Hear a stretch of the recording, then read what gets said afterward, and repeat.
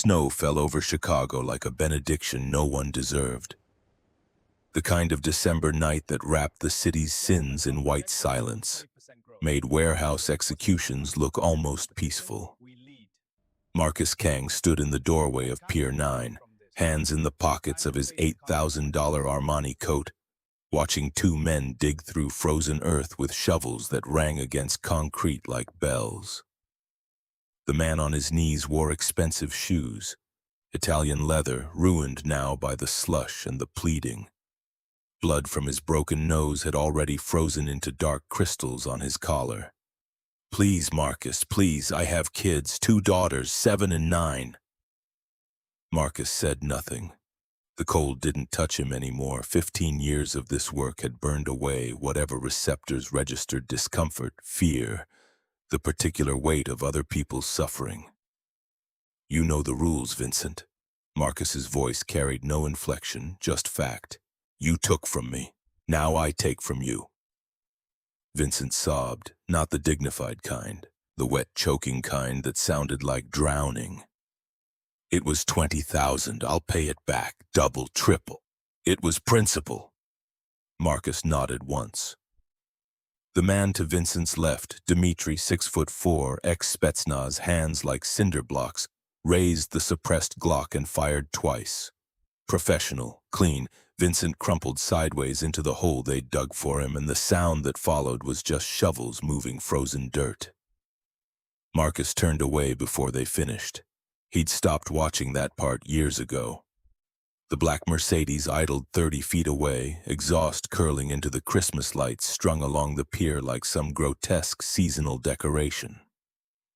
Riker Min leaned against the passenger door, scrolling through his phone with the casual indifference of a man who'd just ordered takeout instead of witnessing an execution. "Boss."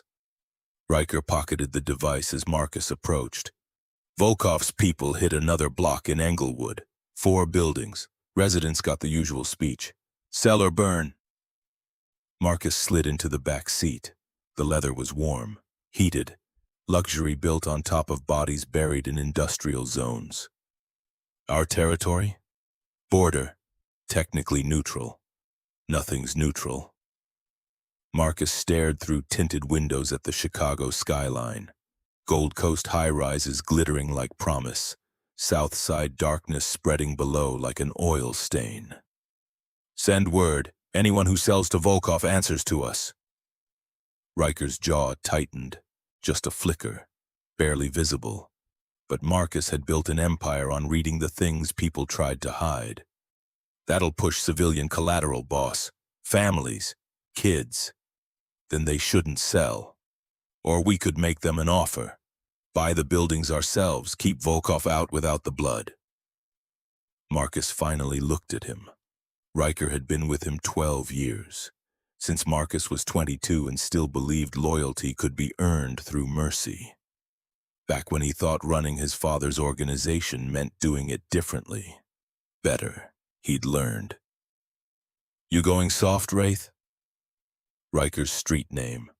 The one he'd earned by moving through enemy territory like smoke, killing 6 men in one night without anyone hearing a scream. "Just thinking long-term, boss. Dead civilians bring heat. Feds, media, makes everything harder. Dead civilians who ignored warnings bring heat," Marcus corrected. "Civilians who take our money and keep their mouths shut? Those are assets." Riker nodded, slow, the kind of agreement that sat wrong in his shoulders. "Your call." "It always is."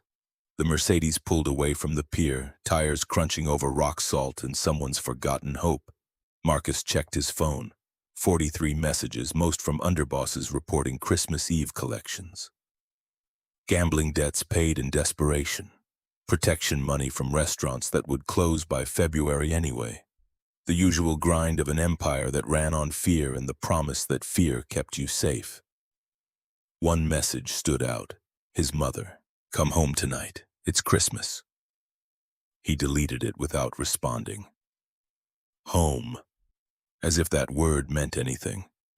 The Gold Coast penthouse was 15,000 square feet of imported marble and floor-to-ceiling windows that looked out over a city he owned but never touched. His mother lived there, had lived there since his father died, and Marcus inherited everything at 19. She moved through those rooms like a ghost, trying to make family traditions out of bloodlines that only produced corpses. Marcus hadn't celebrated Christmas in 15 years.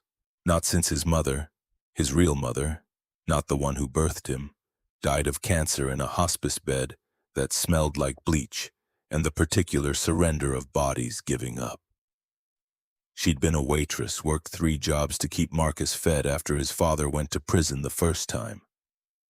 Died when Marcus was 12, whispering in Korean that he needed to be strong. That strength was the only thing this world respected. He'd believed her. The Mercedes turned onto Michigan Avenue.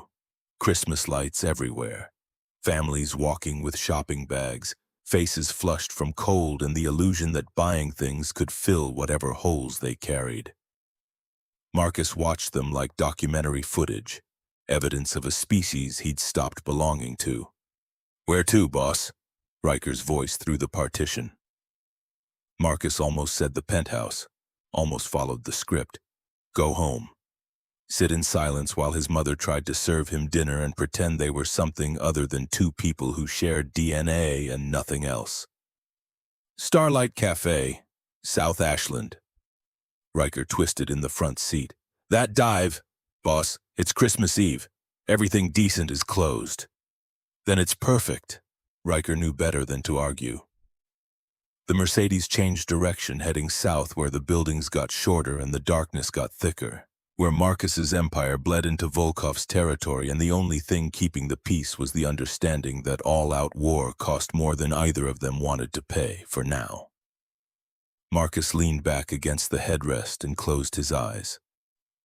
Not sleeping, just existing in the space between heartbeats where nothing required decisions, violence, or the performance of being someone who still felt human. The Starlight Cafe had been there since before Marcus was born. A South Side institution that somehow survived gentrification, gang wars, and the slow death of small businesses crushed by chains. It stayed open late because the owner, an old Greek man named Theo, believed coffee was a public service. Marcus had been coming here for 3 years, always late, always alone. Theo never asked questions, never tried to make conversation beyond taking orders. It was the closest thing Marcus had to peace. The Mercedes pulled to the curb. Riker turned again, eyebrows raised. "You want me to wait? Go home. Family night."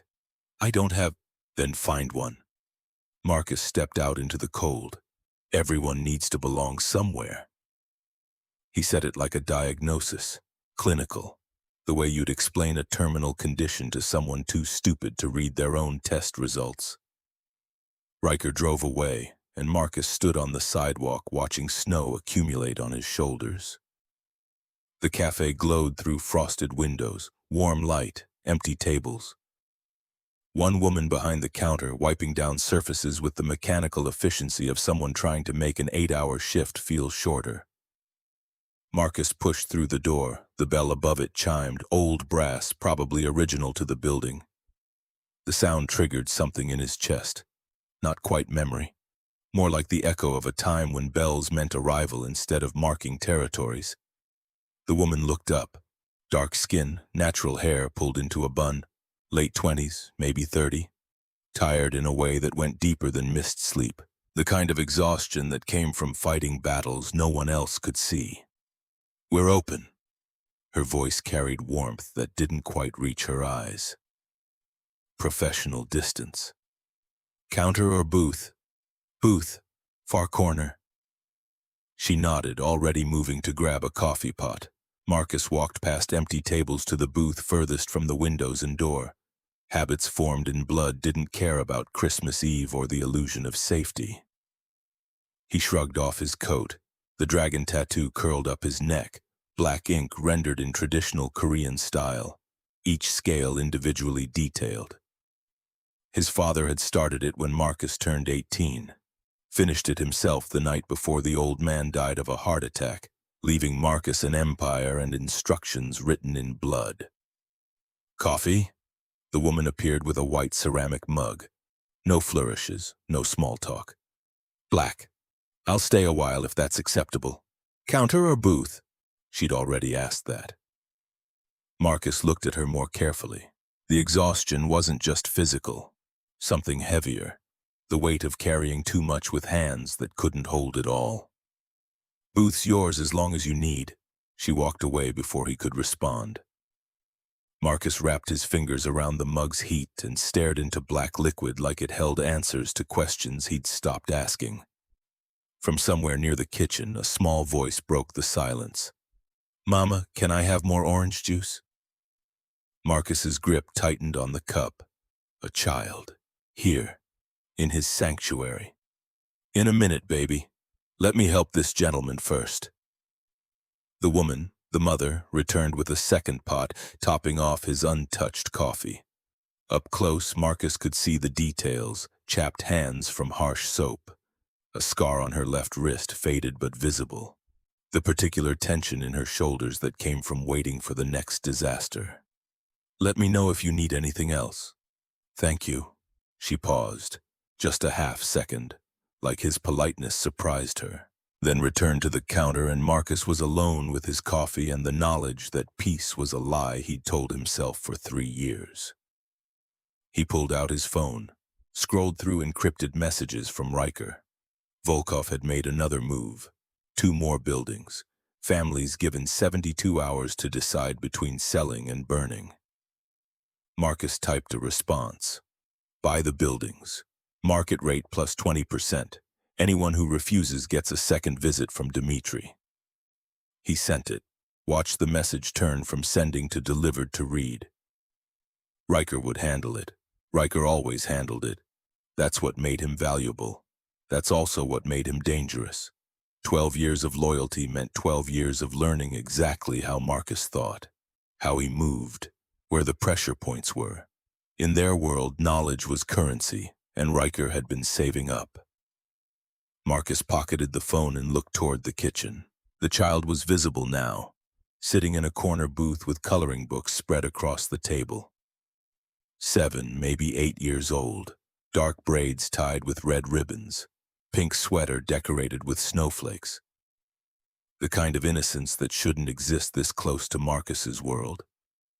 She colored with intense focus, creating elaborate scenes with worn crayons that had seen better days.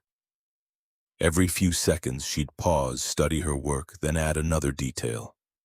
An artist in training, or just a kid trying to build something beautiful in a world that kept taking things away. Marcus found himself watching. Not obviously. Years of surveillance made sure he never gave away what he observed. But watching, nonetheless. The girl looked up, caught his gaze, and smiled. Pure, uncomplicated, the kind of expression that belonged in Christmas cards and family photos. Not in dive cafes at 9 p.m. on Christmas Eve. Marcus looked away first. He ordered another coffee, then a third. Each time the woman brought it without a comment. Professional distance maintained. She'd learned not to ask questions about customers who looked like walking contradictions. Designer clothes in working-class cafes. Expensive watches tracking time that clearly held no meaning. Eyes that cataloged every exit but seemed to see nothing at all. At 10 p.m., she finally spoke beyond the transactional. "We'll be closing in 30 minutes. You're welcome to stay until then." Understood. She started the closing routine, wiping tables already clean, counting the register with practiced efficiency. The mechanical movements of someone who'd done this shift 1,000 times and would do it 1,000 more. Because the alternative was worse. The child appeared at Marcus's booth. He hadn't heard her approach. That bothered him. 15 years of training his nervous system to register threats before they materialized, and a 7-year-old in a pink sweater got within 3 feet without triggering a single alarm. "Hi, mister." She stopped at a respectful distance, hands clasped in front of her. "I'm Noelle. What's your name?" Marcus's throat tightened.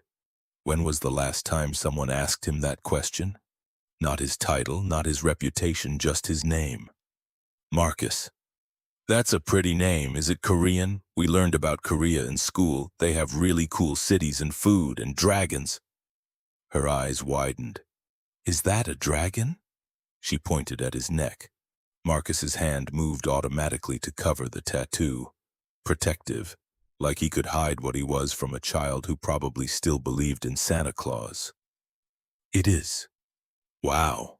Did it hurt? Yes. But you did it anyway? I didn't have a choice. Noelle tilted her head, processing. My teacher says we always have choices. Sometimes they're hard, but we always get to choose. Marcus felt something crack in his chest, not breaking, just shifting, like tectonic plates remembering they could move. Your teacher is wiser than most adults. She's nice. She lets me draw during reading time because I finish fast. Noelle glanced back at her booth.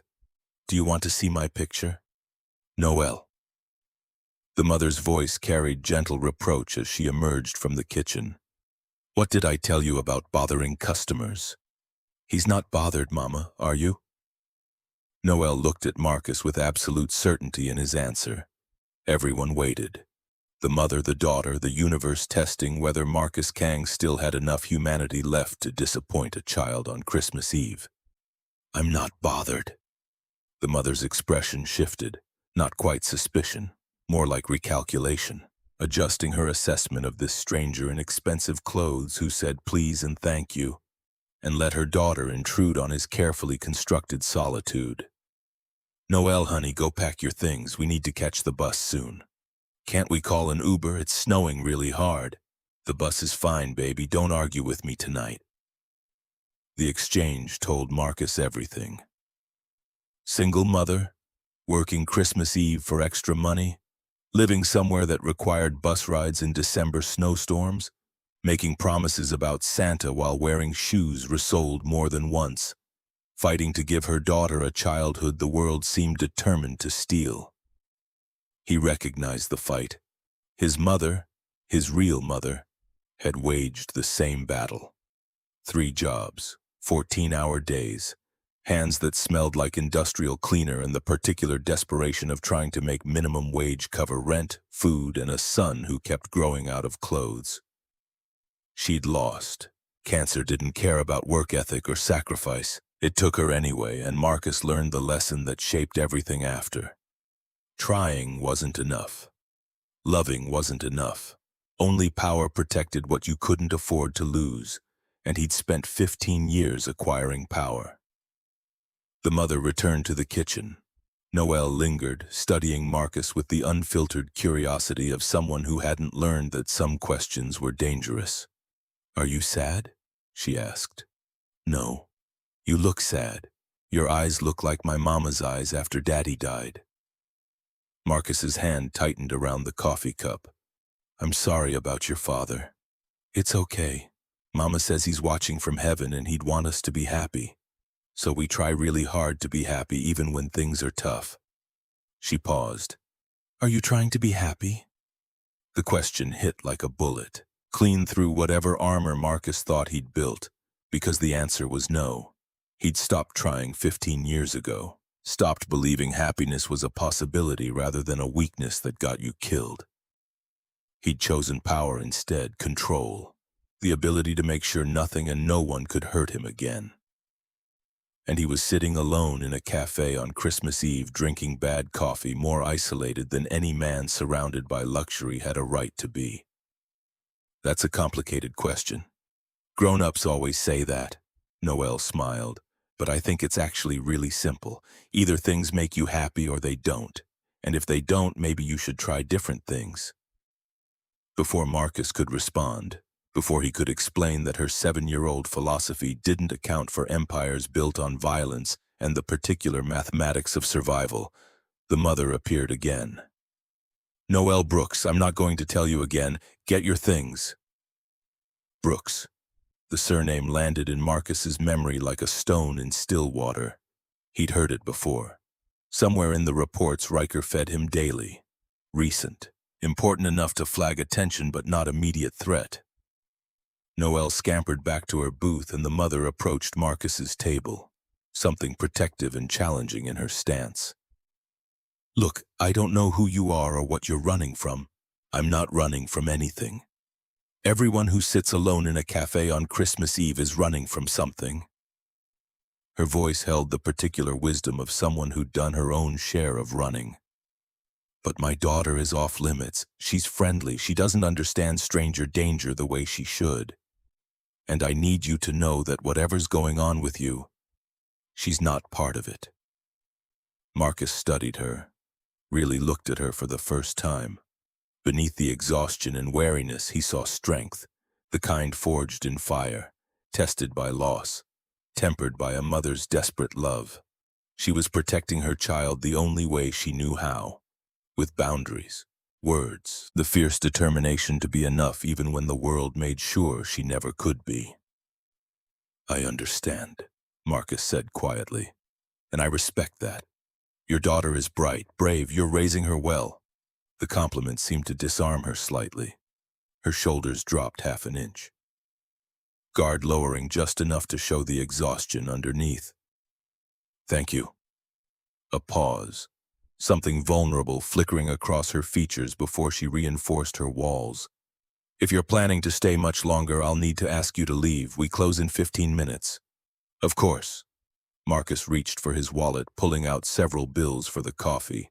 The mother's eyes widened at the amount, easily 5 times what 3 cups cost, even with generous tip. Sir, I can't. It's Christmas Eve. Consider it a holiday tip. This is too much. It's exactly enough. He stood, retrieving his coat with practiced grace. The dragon tattoo seemed to move in the cafe's flickering fluorescent lights, scales catching shadow and reflection until the ink looked alive. Thank you for the coffee and the conversation. We didn't really have a conversation. No, Marcus agreed, but your daughter did, and it was illuminating. He was halfway to the door when it happened. Behind him, a chair scraped, the sound of small feet climbing, then Noelle's voice, bright with determination. I can reach it, Mama. I got it. The physics happened in slow motion. Noelle stretching for her coat on a hook just out of reach. The booth seat, old vinyl worn smooth by decades of use, providing no traction. Her foot slipping, body twisting, falling backward at the exact angle that would send her skull into the table's sharp corner. Marcus moved on pure instinct. 3 rapid strides, arms extending, catching Noelle before impact, his body absorbing the momentum, the world snapping back to normal speed as her weight settled against his chest. For a heartbeat, absolute silence. Then Noelle giggled, completely oblivious to the danger she'd been in, delighted by the unexpected adventure. Whoa! That was like flying! Noelle! The mother rushed over, heart hammering visible in her throat. Oh my God, baby, are you okay? I'm fine, Mama. The mister caught me. Marcus carefully set Noelle down. His hands trembled, just slightly. A reaction that would alarm his underbosses who'd never seen him display physical evidence of emotion. You should be more careful. I will. Noelle looked up at him with absolute trust, complete certainty of her safety in his arms, then threw her small arms around his waist in an impulsive hug. Thank you for saving me, Mr. Marcus. The embrace lasted perhaps 3 seconds during which Marcus stood frozen. Arms suspended awkwardly, having absolutely no idea how to respond to spontaneous affection from a child who didn't know what he was. When Noelle pulled back, still smiling, Marcus met the mother's gaze. She looked shaken, professional distance shattered by maternal terror and gratitude. Thank you. Her voice unsteady. If you hadn't been there. But I was. He retrieved his coat again. Needed to leave before this moment became something he couldn't walk away from. Before the crack in his chest widened into something that couldn't be sealed. Be careful getting home. The roads are dangerous tonight. We're taking the bus. The mother stopped, something in his expression making her reconsider finishing that sentence. Marcus looked out at the snow falling heavier now, coating streets in treacherous white, buses running late or not at all because the city never properly prepared for winter despite living in it every year. Where do you live? That's not your concern. Humor me. The mother's jaw set stubbornly. She didn't owe this stranger any explanations, didn't need his judgment or his pity. But something about the way he'd caught Noelle, the careful gentleness of his movements, made her answer despite better judgment. Englewood, about 40 minutes on the bus. Englewood. The word hit Marcus like confirmation of something he'd already suspected. The neighborhood Volkov was systematically dismantling, where families got 72-hour ultimatums and buildings burned when residents chose wrong. Marcus pulled out his phone, typed rapidly. "I'm calling you a car service." "Absolutely not. It's already done.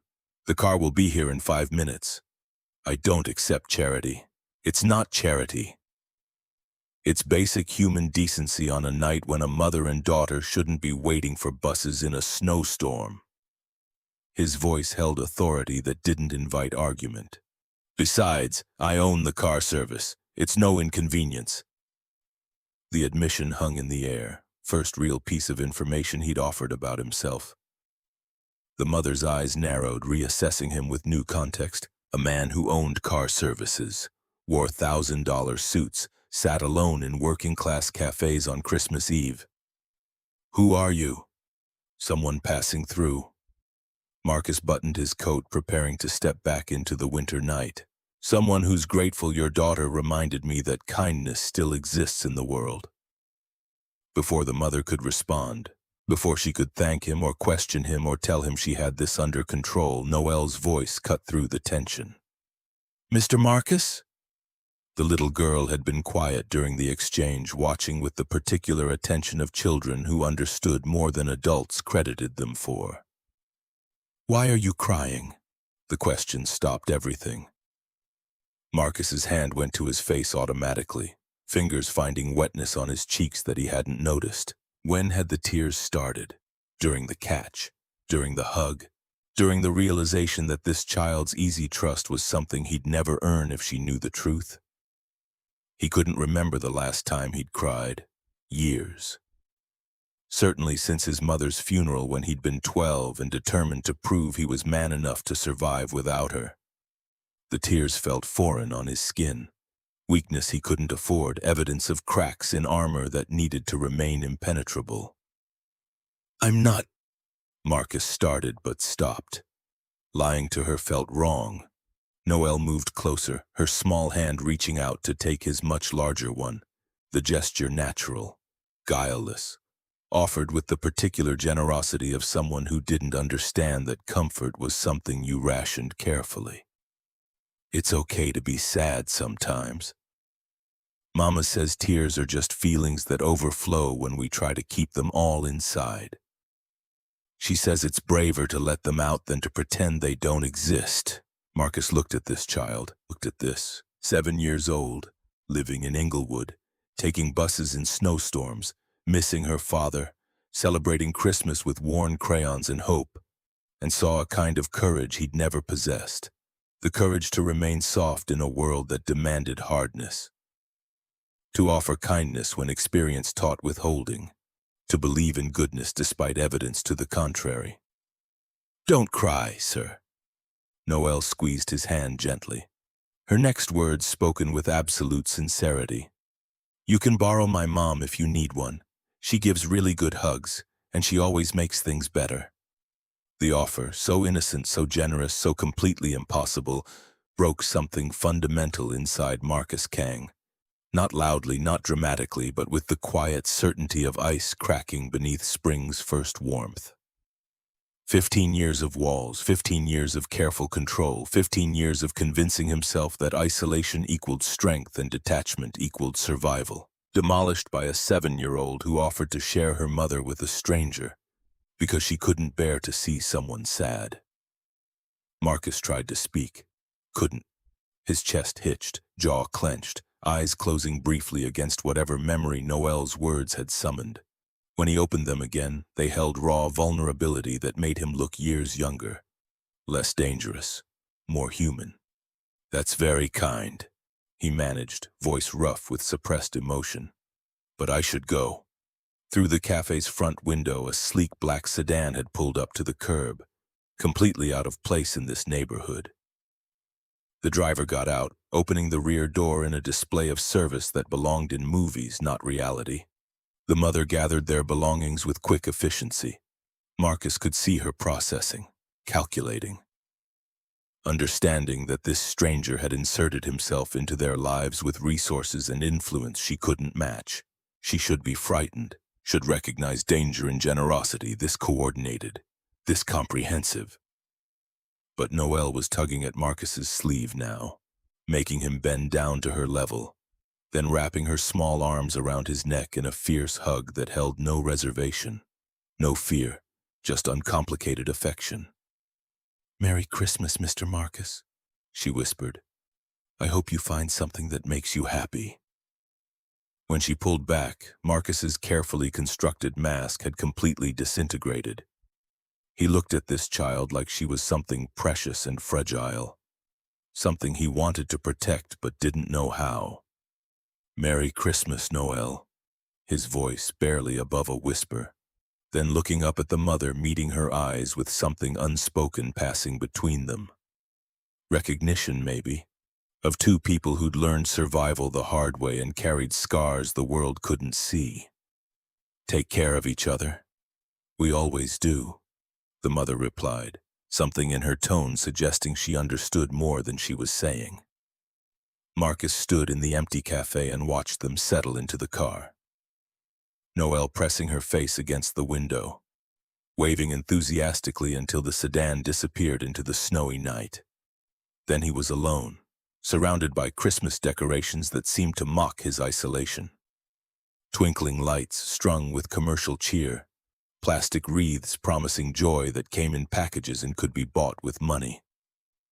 His phone buzzed insistently, messages from Riker, a situation developing, Volkov making moves, Dmitri waiting for orders, the Empire demanding his immediate attention because power didn't take holidays. But Marcus didn't move, not yet. Instead, he walked back to the booth where Noelle had been coloring, found the picture she'd left behind, a family drawn in bright crayons, stick figures holding hands beneath a smiling sun, 3 figures, a woman, a child, and next to them added in darker colors, a taller figure, a man with something that might have been a dragon curling up his neck. She'd drawn him into her family. The realization settled in Marcus's chest with unexpected weight. This child who'd known him for less than an hour had seen something worth including in her perfect world, had offered him belonging without conditions, comfort without questions, acceptance without judgment.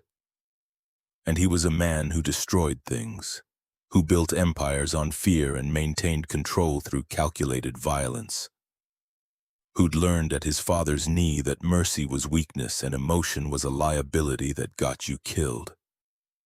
What could he possibly offer a child like Noelle except contamination? Marcus pulled out his phone, this time not to check messages from his organization, but to make a different kind of call. "Riker," his voice steady now, control reasserted. "I need information on someone. Isadora Brooks, works at Starlight Cafe, South Ashland. Find out everything, where she lives, financial situation, any debts, any threats. Boss, is everything? Just do it. And Riker, I want it done quietly. No one approaches her, no one contacts her, just information." He ended the call, made another, this one to the car service manager. "The woman and child I just sent home. Make sure the driver waits until they're safely inside. Then I want regular service arranged. Nothing obvious, nothing that would frighten them. Just make sure they're not taking buses in snowstorms." The arrangements took 10 minutes. By the time Marcus finished, his organization's normal operations had been temporarily suspended. His underbosses ordered to handle routine business without him. His entire focus shifted to something he couldn't quite name but felt with absolute certainty. Marcus locked the cafe door behind him, The mother had left him the keys, trusting him to secure the place. Another small gesture of faith that felt monumental. He stepped into the Chicago night. Snow had stopped, leaving the city draped in pristine white. Christmas lights twinkled in windows, families gathered around tables visible through sheer curtains. The world celebrating a holiday that had never felt further from Marcus's reach. But something had changed, some fundamental shift in how he saw his place in the universe, triggered by a child's innocent compassion and a mother's fierce protection. He'd spent 15 years building walls, constructing defenses, ensuring that nothing and no one could touch whatever remained of his humanity. One 7-year-old girl had demolished those convictions in under an hour. Marcus walked to where his Mercedes waited 3 blocks away. Riker had followed orders, gone home, left Marcus to his solitude. Except Marcus didn't feel alone anymore. He felt the weight of possibility, the dangerous hope that maybe, there was something worth protecting beyond power, worth fighting for beyond control. His phone rang. Riker again, with preliminary information Marcus hadn't asked for but needed anyway. Boss, basic details. Isadora Brooks, 28, widow, husband died 2 years ago, workplace accident. She works 3 jobs, cafe, cleaning service, weekend retail, lives in Englewood, rental apartment, current on payments but barely. No debts beyond normal bills, no criminal record, no red flags. Marcus listened, each detail painting a picture he'd already assembled from observation. And the daughter? Noelle Brooks, 7, second grade, good student, no issues, attends public school in their district. A pause. Boss, there's something else. What?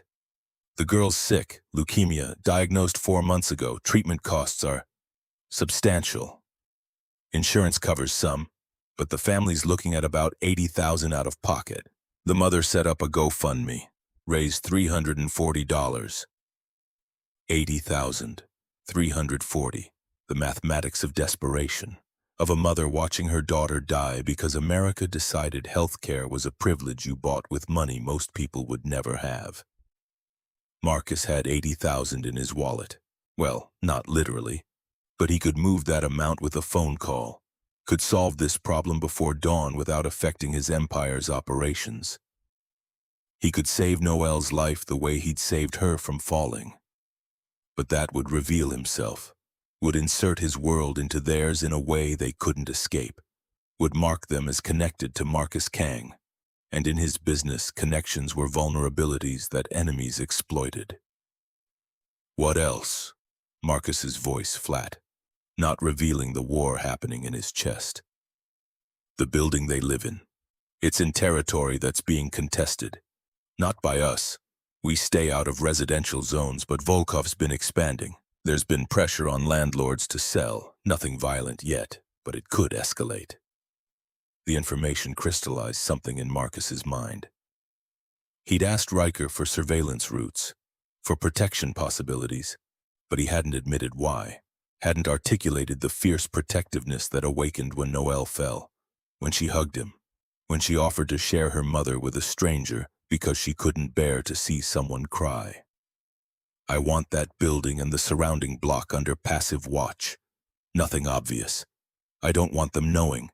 But if Volkov makes any moves, I want to know immediately. Boss. And Riker, this stays between us. Silence on the line. The kind that came with questions Riker knew better than to ask. Understood. Marcus ended the call, stood in falling snow while Chicago celebrated around him, while families gathered and children opened presents and people pretended that love was enough to protect what mattered. He knew better, had learned the hard way that love without power was just another word for loss. But maybe, power directed by love was something different. Something he hadn't considered in 15 years of building an empire on the corpse of his capacity to care. Marcus got in the Mercedes, drove not toward the Gold Coast penthouse but deeper into the city, past neighborhoods that shifted from prosperity to poverty like climate zones. past buildings where Volkov's influence spread like cancer and residents made impossible choices. He parked 3 blocks from the address Riker had provided, watched the building where Isadora and Noelle Brooks lived their lives completely unaware that a monster had decided to care about them. 4th floor, window with Christmas lights, visible through glass, a small tree, modest decorations, the kind of Christmas built on hope instead of money. Marcus sat in his car until the lights went out, until he was certain they were safe for one more night. Then he drove home to his empty penthouse and his mother's unanswered text and the particular isolation of a man who ruled everything but belonged nowhere. Tomorrow he would make arrangements, would move money and resources with the efficiency that built empires, would ensure that Isadora Brooks received an anonymous hospital donation and Noelle got the treatment she needed without ever knowing who paid, would protect them from Volkov, from poverty, from every threat his world could manufacture, would give them everything except the truth of who he was and what he'd done to acquire the power to save them. Because that was the bargain. That was always the bargain. Marcus could protect them, but he could never be part of the family Noelle drew with her worn crayons. The dragon didn't get to live in the castle. He just got to guard it from the shadows.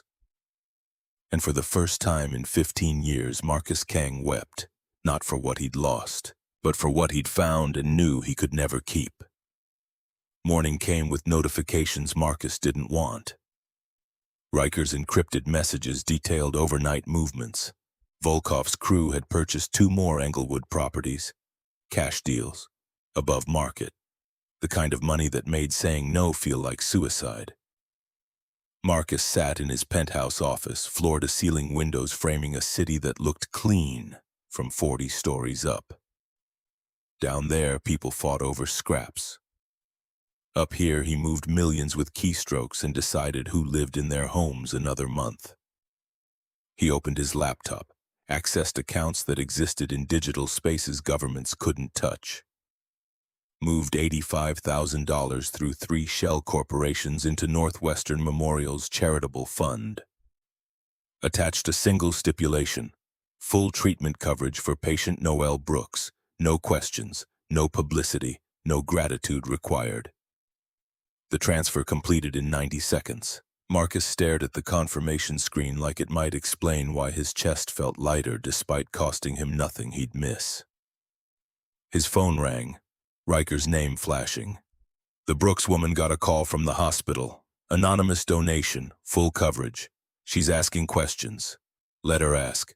Boss, if she digs, she won't find anything. Marcus ended the call. Pulled up security footage from cameras his people had installed overnight. 4 angles covering the Brooks apartment building.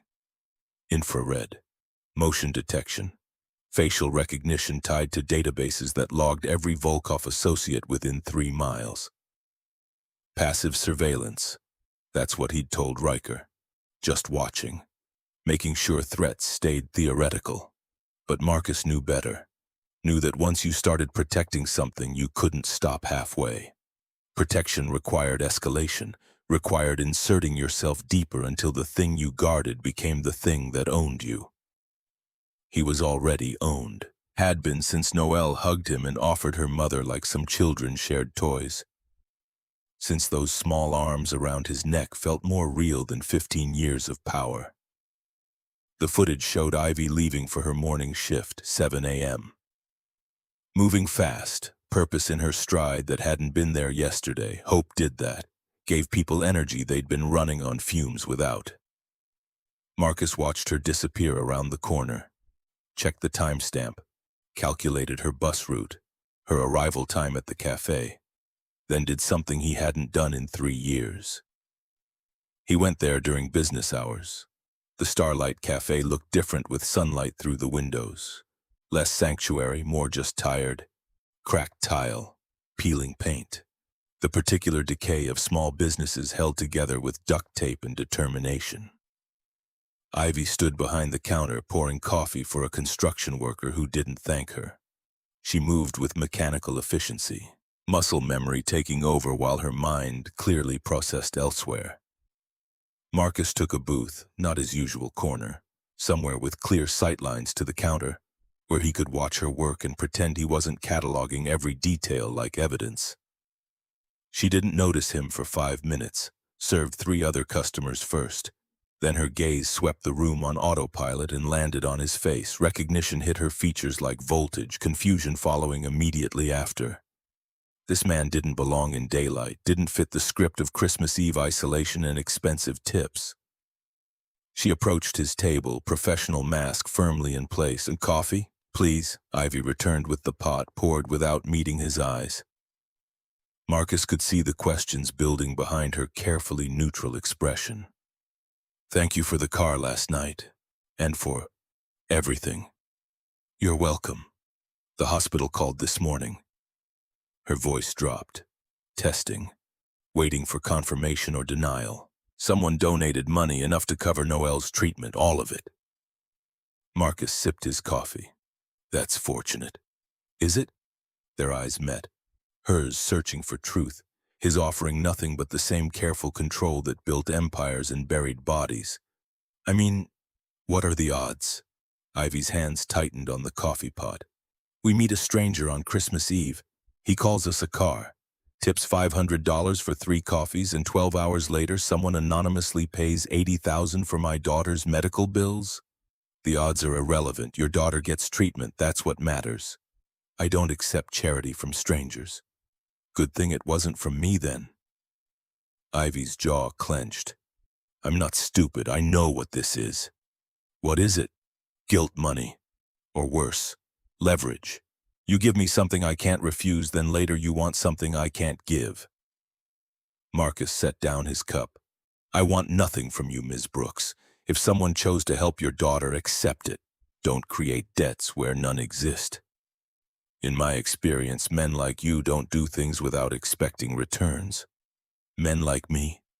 Men who wear suits that cost more than my annual rent, who have cars and drivers and the kind of money that solves $80,000 problems overnight."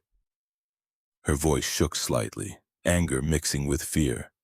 Men who show up alone on Christmas Eve looking like they're running from something they can't name. Marcus stood, left $40 on the table for a $4 coffee. "I'm not running from anything, Ms. Brooks, and I don't expect returns on investments I didn't make." He walked toward the door, made it 3 steps before her voice stopped him. "Noelle drew you a picture after we got home. Said she wanted to thank you for catching her." Marcus turned. Ivy held out a folded piece of construction paper. Yellow, crayon bright. "She wanted me to give it to you if you came back. I told her you probably wouldn't, but here you are." Marcus took the paper, unfolded it carefully. The drawing showed 2 stick figures, one tall with something dark around its neck, one small with red ribbons in her hair, both holding hands. Above them, words in uneven letters. "Thank you for saving me." Something cracked in Marcus's chest, different from last night, sharper, like bone breaking instead of ice. "Tell her she's welcome." He left before Ivy could respond, before the questions in her eyes demanded answers he couldn't give without exposing everything he'd spent 15 years hiding. Outside, Riker leaned against the Mercedes, arms crossed, expression unreadable. "Didn't know you made social calls, boss." Marcus slid into the back seat. "I don't." "Right. You just randomly visit cafes where you dropped 100 grand last night. 85. My mistake." Riker pulled into traffic. "So what are we doing? Playing savior? Buying redemption one struggling family at a time?" "We're making sure Volkov doesn't expand into residential zones. By personally guarding one building? By establishing precedent. Volkov takes that block, he takes the next, then the next. Eventually he's at our borders asking why we let him walk right up." Riker glanced in the rear view. "That's the official reason. What's the real one?" Marcus didn't answer. Kept Noelle's drawing folded in his pocket and stared out the window while Chicago blurred past, buildings shifting from decay to development. The city's eternal transformation eating itself from the edges in. His phone buzzed. A text from an unlisted number. "This is Ivy Brooks. Got your number from the car service. We need to talk. Not about money. About what happens next." Marcus stared at the message. Ivy Brooks, who didn't have his number now, had his number because he'd been careless. Because he'd used his own service instead of setting up proxies. 15 years of careful distance compromised by one night of acting human. He typed a response. "What happens next is your daughter gets healthy. Nothing else needs to happen." Her reply came immediately. "Men who pay $85,000 don't just walk away. I need to know what you want, so I can decide if I'm willing to give it." Marcus felt something tighten in his throat, the assumption that his help came with price tags, that kindness was just debt collection by another name. "I want nothing, and if that's impossible for you to believe, I'm sorry your experiences taught you to expect wolves in every gesture." He regretted it the moment he sent it. Too honest, too revealing. The kind of vulnerability that got used against you when enemies went looking for pressure points. Ivy's response took 3 minutes. "My experiences taught me survival. And survival means understanding that gifts from dangerous men aren't gifts. They're down payments. I'm not dangerous, you're lying. I've seen dangerous, know what it looks like. You wear it better than most, but it's there. In how you move, how you watch exits, how you caught Noelle before I even registered she was falling." Marcus closed his eyes. This woman was too observant, too smart, saw through performances that fooled federal prosecutors and rival bosses. "If I'm dangerous, why are we texting? Because dangerous men who save children confuse me, and I need to understand things that confuse me. Understanding requires proximity. Are you sure you want that?" "No, but I'm sure I need it." Marcus pocketed his phone, looked up to find Riker watching him through the rear-view mirror. "Problem? Just a civilian asking questions. The Brooks woman? She's perceptive. Perceptive civilians are liabilities, boss, especially ones you've marked for protection." "I haven't marked her for anything." Riker's expression suggested he knew that was a lie. "Where to?" "The penthouse. I need to make calls." What Marcus needed was distance, space to think without Ivy's questions picking at foundations he'd built on refusing to answer. But distance required not responding to her texts, and not responding felt like another kind of abandonment, another confirmation that she was right about wolves and down payments. His phone buzzed again. "Noelle wants to know if you'll come to her birthday party." "March 14th. Nothing fancy. Just cake and kids from school."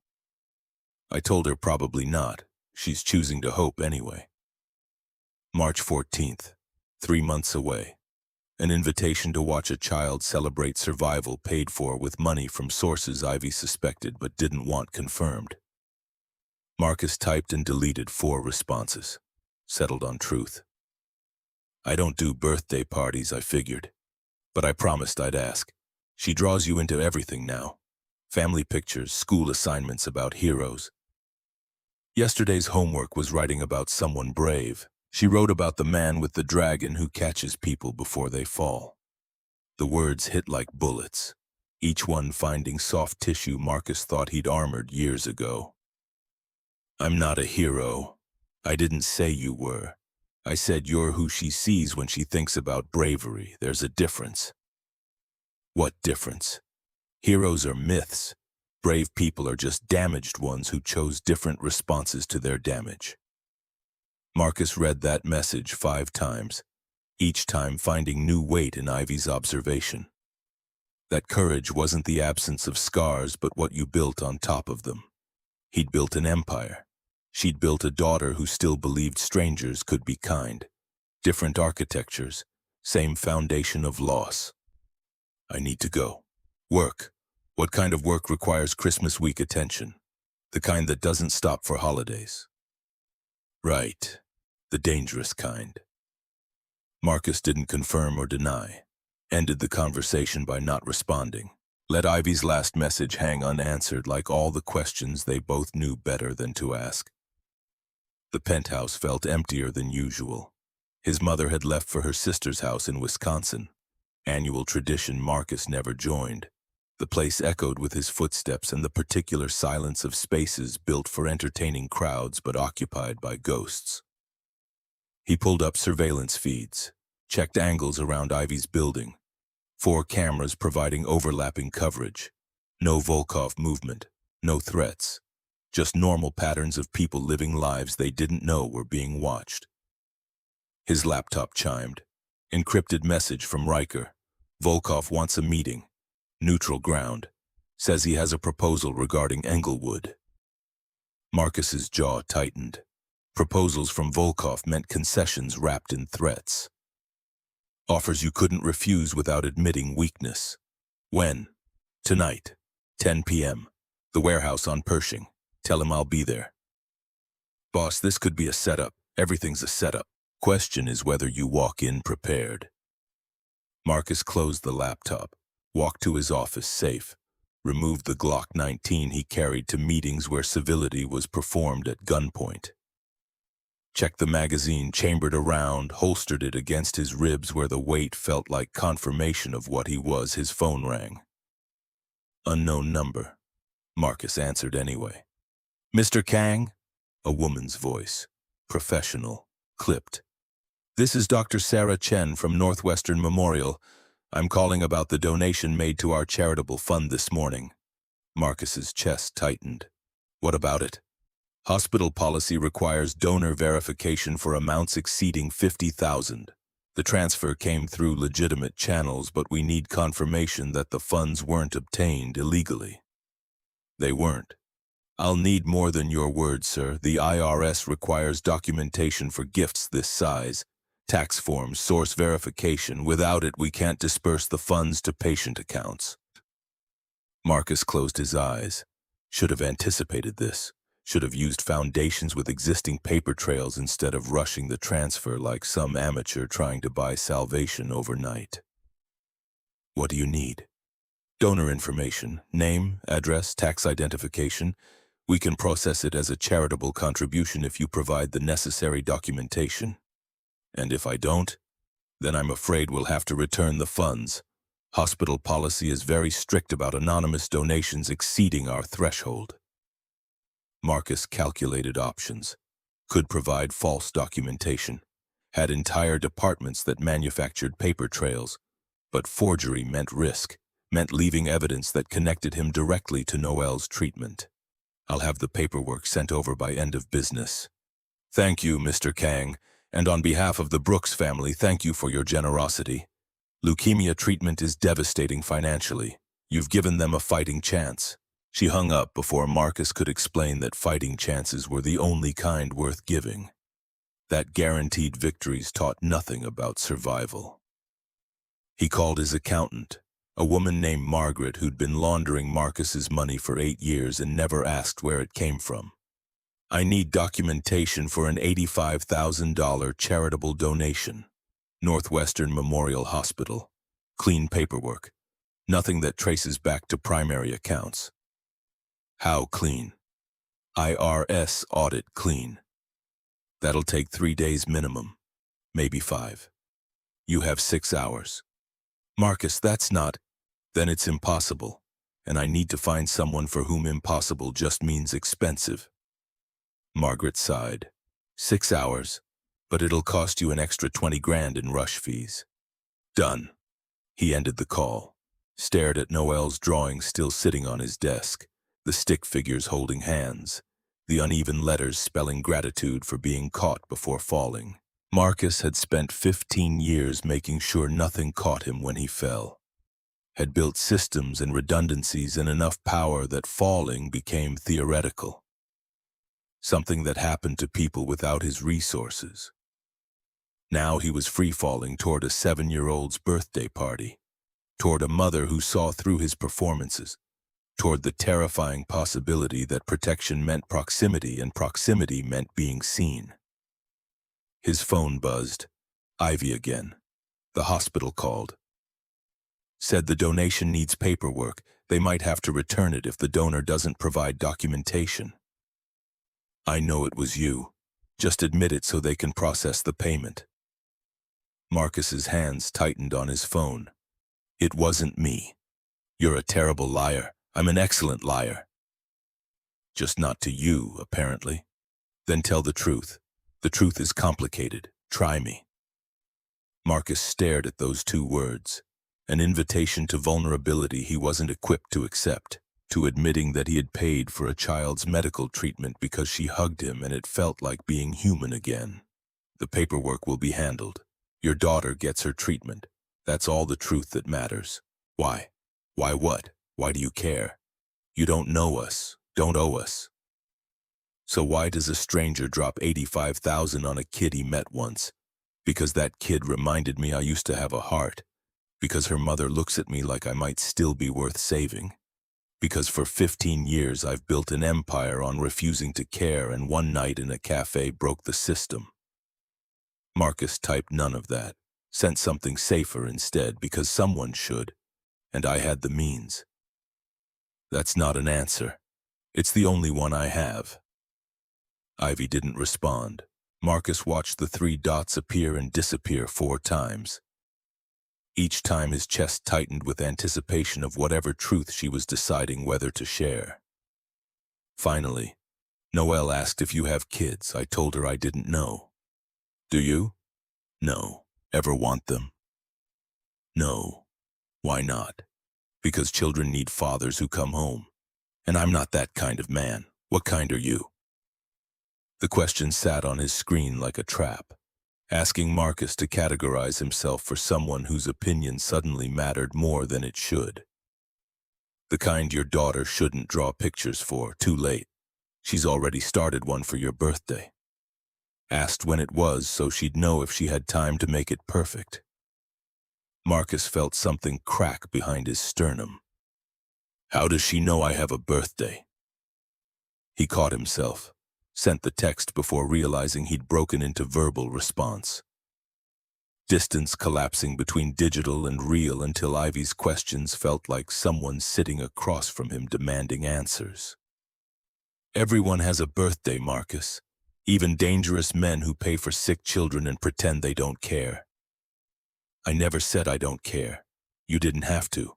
It's in how you won't admit the donation. How you keep using distance words. Someone should help. The means were available. Like you're narrating someone else's generosity instead of owning your own. Maybe I am. That would make you a coward. And whatever you are, you're not that. Marcus read that message until the words blurred. Ivy Brooks, who knew nothing about him, had just declared him brave, had looked at the careful walls and performances and seen through to something Marcus had stopped believing existed. How do you know what I am? I don't, but Noelle does. Kids see truth adults hide from. She looked at you and saw someone worth saving.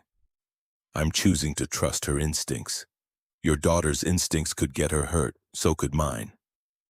But we're both still here, still trying, still hoping that somewhere in this city is someone who'll catch us when we fall. The vulnerability in those words hit Marcus like confession.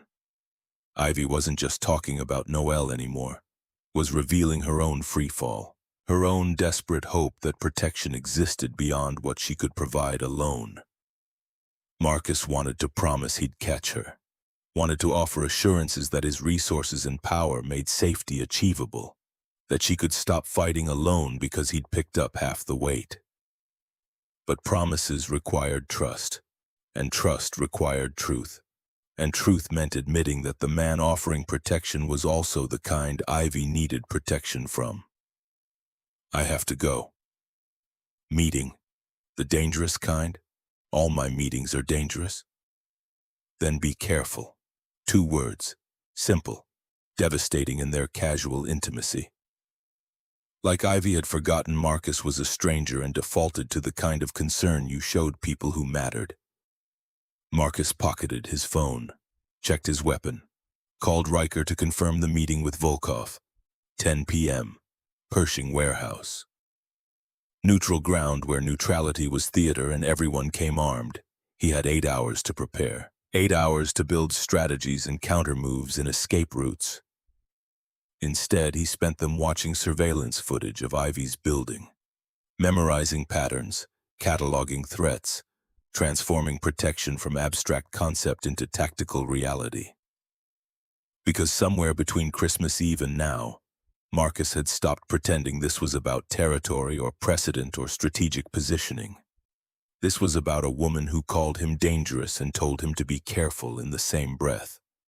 About a child who drew him into family pictures despite knowing nothing about who he really was, about the terrifying possibility that after 15 years of isolation, Marcus had found something worth the risk of being seen. The warehouse smelled like rust and old blood. Decades of deals gone wrong had soaked into the concrete until violence became atmosphere. Volkov waited in the center, flanked by 6 men whose body language screamed military training, and the kind of loyalty bought with threats instead of trust. Marcus entered with Riker and 2 others, Dmitri and Key, both soldiers who'd proven themselves in situations where proving meant survival. Marcus, Volkov's accent made the name sound like an insult.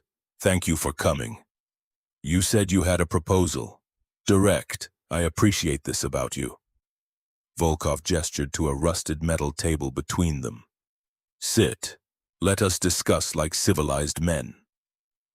Marcus remained standing. I'm civilized enough from here. As you wish. Volkov pulled out a folder, slid it across the table. Englewood, 12 blocks, residential. Not valuable to you. Very valuable to me. I'm offering to purchase your, what do you call it? Your passive interest. I don't have interest in Englewood. No? Then why do your people watch buildings there?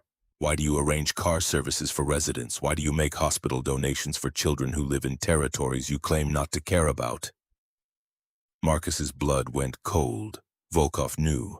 Somehow knew about Ivy, about Noel, about the surveillance and the money and the careful protection Marcus thought he'd hidden.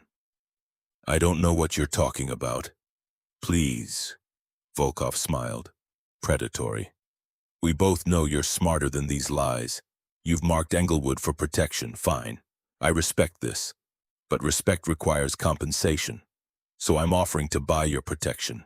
10 million for 12 blocks. Everyone wins. Everyone except the families you'll displace. Families are always displaced. Progress demands this. I'm simply offering you chance to profit from inevitability. Marcus met Volkov's eyes, saw calculation there. Cold assessment of whether Marcus would choose money over principle, whether 15 years of building empire on pragmatism had eroded whatever remained of his conscience. No deal. Volkov's smile faded. Think carefully, Marcus. 10 million is generous for territory you don't profit from. I said no. Then you force me to change approaches. Volkov pulled out his phone, showed Marcus a photo. Ivy and Noel leaving their building. Timestamp from this morning, taken by someone close enough to count the buttons on Noel's coat. Marcus's hand moved toward his weapon, stopped only by Riker's subtle pressure on his shoulder. Touch them, and this becomes war. War? Volkov laughed. Over civilians? Marcus, when did you become sentimental? These are not your family, not your responsibility. They're simply people who happen to catch your attention for reasons I don't understand and don't care about. Last warning. Stay away from them. Or what? You'll destroy your empire protecting strangers? You'll risk everything you've built for a woman and child you've known less than 48 hours? Volkov leaned forward. I don't believe you're that foolish. So here's my counter-proposal. You stay out of Englewood. I promise the Brooks family remains untouched. They can keep their apartment, keep their medical donations, keep living their small lives. All you have to do is nothing. Marcus felt the trap close, accept Volkov's offer, and he traded Ivy's safety for abandoning everyone else in those 12 blocks. Refuse and Volkov would make examples that started with the one family Marcus had revealed he cared about. I need time to consider. Of course. You have until New Year's Eve, midnight. After that, my offer expires and my patience with it. Volkov stood. His men moved in synchronized formation toward the warehouse exit. At the door, he turned back. Marcus? Whatever she did to make you care, it won't be enough when this costs you everything. Sentiment is beautiful, but empire requires uglier foundation. Then he was gone, and Marcus stood in a warehouse that smelled like every mistake he'd ever made, trying not to feel human. Riker waited until they were in the Mercedes before speaking. He's right, boss. You can't protect them and hold territory, one or the other. I can do both. No, you can't. Not without exposing them as leverage. Not without painting targets on their backs every time you make a move. Marcus stared out the window. Then I make sure no one gets close enough to paint. That's not sustainable. Eventually someone will. Eventually doesn't matter. Right now does. His phone buzzed. Text from Ivy.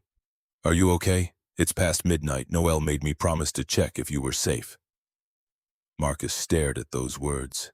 This woman who barely knew him had stayed up past midnight because a 7-year-old worried about his safety.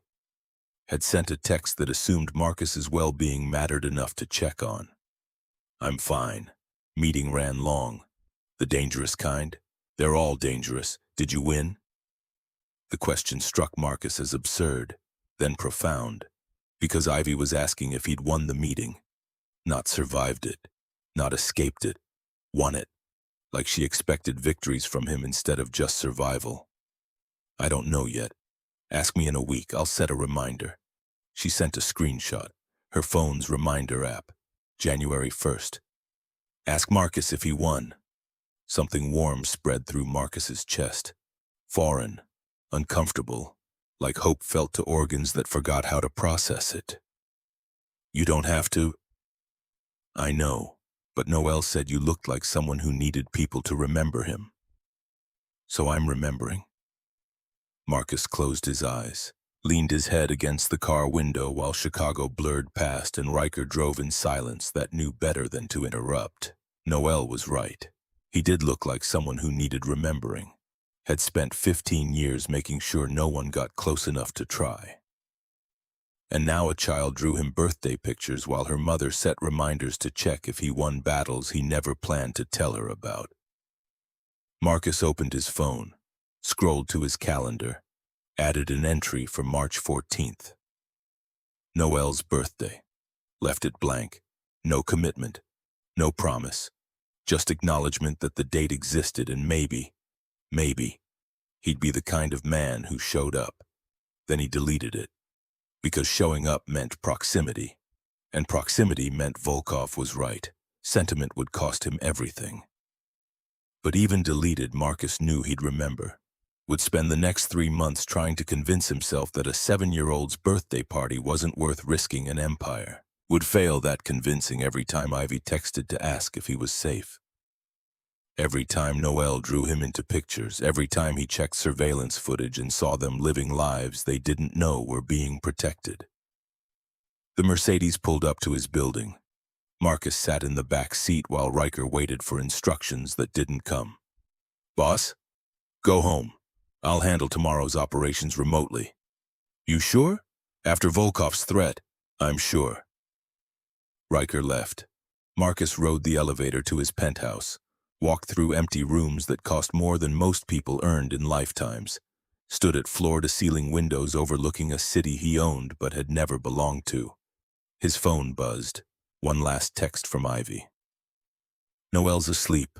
Wanted you to know she prayed for you tonight. Said God should protect dragons too. Marcus read that message until his vision blurred, then read it again, because a child he'd met once had included him in her prayers. Had decided that even dragons deserved protection. He typed a response he'd never send. Tell her I'm not worth praying for. Tell her dragons don't get saved. We just burn everything close enough to feel warm. Deleted it, sent something safer. Tell her thank you, and that dragons don't need protection. They just need someone to believe they're more than their fire. Ivy's response came immediately. She already does. Question is whether you believe it too. Marcus didn't answer. Couldn't. Because the truth was he'd stopped believing 15 years ago when his mother died and taught him that love was just another word for loss.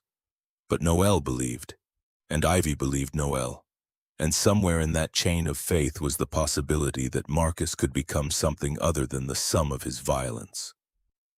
He just had to survive until New Year's Eve without Volkov destroying everything he'd accidentally started caring about. 7 days.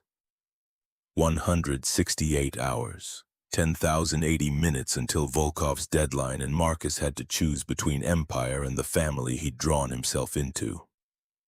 Not enough time to build adequate protection. Too much time to pretend he wasn't already compromised. Marcus set his phone on the desk, pulled up surveillance feeds, watched Ivy's building while snow started falling again over Chicago. Covering sins in white silence, making the world look clean when morning came. But Marcus knew better, knew that under the snow everything festered, wounds and debts and the particular violence of men who'd learned that caring meant bleeding. He'd bled before, for empire, for power, for the ghost of a father who taught him that strength was the only thing this world respected. Now he was bleeding for a woman who texted past midnight to make sure he was safe, for a child who prayed for dragons because someone needed to believe in redemption. 7 days to figure out how to protect them without destroying everything he'd built. 7 days to become the kind of man worth a 7-year-old's faith. Marcus didn't sleep, just watched surveillance feeds and planned scenarios where everyone survived, where empire and protection coexisted, where dragons got to live in castles instead of just guarding them from shadows. Found 0 scenarios that worked, found 100 where trying cost him everything. Tried anyway, because Noel believed dragons deserved protection too, and maybe, just maybe, she was right. 3 days passed in surveillance footage and unanswered questions. Marcus watched Ivy leave for work at dawn, watched Noel skip to school with a backpack too big for her frame. Watched them live lives completely unaware that cameras tracked their every movement and armed men positioned themselves in patterns designed to intercept threats before they materialized. Volkov made no moves. That bothered Marcus more than aggression would have. Silence from predators meant planning, meant waiting for the perfect moment to strike where defense was weakest. Margaret delivered the hospital paperwork on schedule. Clean documentation routing the donation through a Delaware charitable trust that existed on paper and nowhere else. Northwestern Memorial processed it within hours. Noel's treatment began the next day. Ivy texted updates Marcus didn't ask for but read immediately. Chemo started. Noel was brave. Threw up twice but smiled through it. Drew pictures for the nurses, asked when Marcus was coming to visit. He never responded to that question. Let it hang unanswered alongside all the other truths he couldn't afford to give. On the 4th day, Riker appeared at the penthouse with news that changed everything. "We have a problem." Marcus looked up from the laptop displaying real-time feeds of Englewood. 4 screens, 16 angles, 0 threats visible but felt everywhere. "Volkov? Worse. Internal." Riker dropped a folder on the desk. 3 underbosses met yesterday, without you, without authorization, discussing whether your distraction makes you a liability. Marcus opened the folder. Photos from his own surveillance network. Jin Park, David Sullivan, Anton Kozlov. 3 men who controlled significant portions of his operation. Meeting at a neutral restaurant. Faces serious. Body language suggesting conspiracy. What are they planning? Don't know yet, but the fact they're meeting at all means doubt, and doubt spreads fast in our business. Marcus had anticipated this, knew that Volkov's observations about his protection of Ivy and Noel would circulate, knew that caring visibly about civilians made him appear weak to men who built careers on exploiting weakness. "Set a meeting, all underbosses, tomorrow night." "Boss, that gives them time to coordinate." "Good, let them coordinate. Let them think they have leverage. Then I'll show them what leverage actually looks like." Riker hesitated. You're going to tell them about the Brooks family? I'm going to tell them that my personal business remains personal, and anyone who confuses that with weakness gets a demonstration of exactly how dangerous sentiment can be when backed by sufficient resources. That's a risk. If they smell blood, they've been smelling blood for 15 years. I'm still here. Marcus closed the laptop. Set the meeting. Make sure everyone understands attendance isn't optional. After Riker left, Marcus pulled up a different screen: financial records, account balances, asset liquidation timelines. He'd been running scenarios since Volkov's ultimatum, calculating how much power he could maintain while divesting enough to build protection that didn't require his constant presence. The answer was brutal. To protect Englewood, to protect Ivy and Noel properly meant sacrificing approximately 40% of his current operation. Territory, income streams, influence accumulated over 15 years of careful expansion, empire or family. Volkov had framed it that way, but the real choice was more nuanced. How much empire could Marcus burn before the remainder stopped being worth protecting? His phone buzzed, Ivy calling instead of texting. Marcus stared at her name on the screen for 3 rings before answering. Marcus, can you talk? Her voice carried strain, not panic. Something harder, the exhaustion of someone who'd been strong too long and felt the structure cracking. I can talk. Noel's asking questions about you, about where you are and why you haven't visited and whether you're okay. A pause, breathing that sounded like she was outside. Traffic noise in the background. I don't know what to tell her. Tell her I'm busy. I tried that. She said busy people still make time for friends, and apparently you're her friend now. Marcus closed his eyes. I'm not good at being anyone's friend.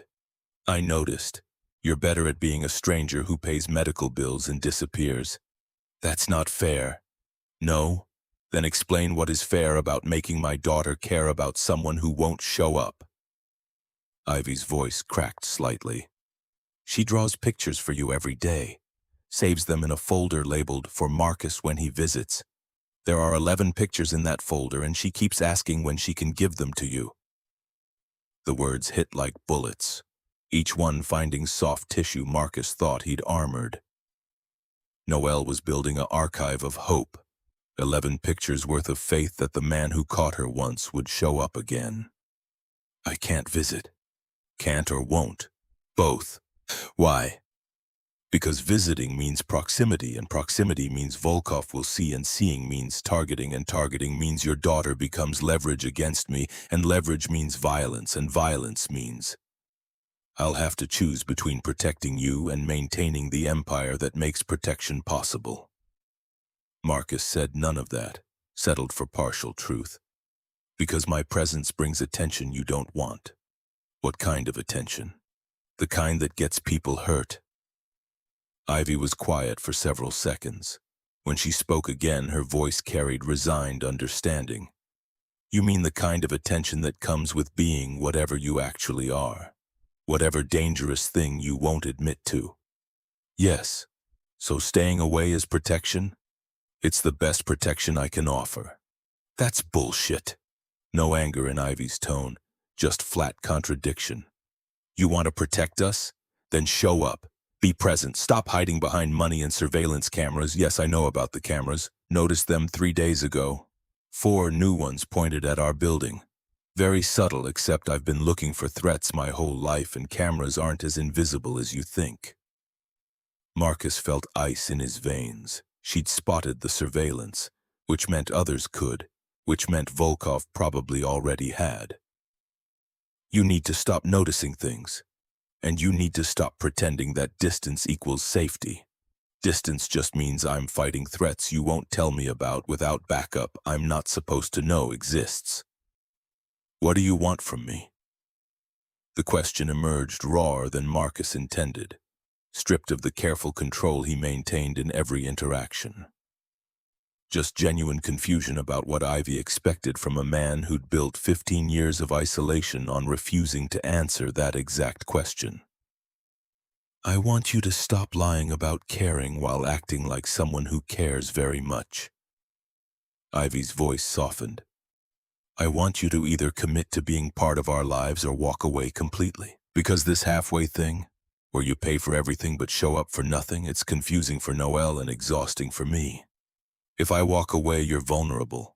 We've always been vulnerable. At least before I knew the threats. Now I'm watching for shadows that might be protection or might be danger, and I can't tell the difference. Marcus wanted to promise clarity. Wanted to explain the careful architecture of protection he'd built. Cameras and armed men and surveillance networks designed to intercept threats before they became emergencies. But explaining meant revealing, and revealing meant confirming Ivy's suspicions about what he was, what he did. The empire built on violence and fear that somehow produced moments of gentleness with 7-year-olds who believed dragons could be kind. I'll visit. The words escaped before Marcus could stop them. Commitment made without calculation, without considering implications or risks or the fact that visiting meant exactly the proximity he'd spent 4 days avoiding. When? Tomorrow, after Noelle's treatment. Why tomorrow? Because tonight I'm meeting with underbosses who question my strength. Because tomorrow might be the last day I can visit as someone who still controls enough power to make protection mean something. Because Volkov's deadline is 3 days away, and after that, everything changes. Because tomorrow works. Ivy didn't push. Okay, tomorrow, 4 p.m. We'll be home by then. She hung up before Marcus could change his mind. Left him staring at his phone and the commitment he'd just made to a woman who saw through performances and a child who collected pictures for someone who might never deserve them. Riker returned at 6 with confirmation. Meeting set for 8 p.m. All 12 underbosses confirmed. Location? The club Marcus owned in River North. Neutral enough to feel safe. Controlled enough that Marcus could manage outcomes if management became necessary. Marcus dressed carefully. Black suit, white shirt, no tie. The dragon tattoo visible as statement and warning. He wore power the way some men wore cologne. Visible, intentional, designed to trigger specific responses in people who understood hierarchy through threat assessment. The club smelled like money and desperation. High-end finishes covering the reality that this was where Marcus's empire intersected with legitimate business.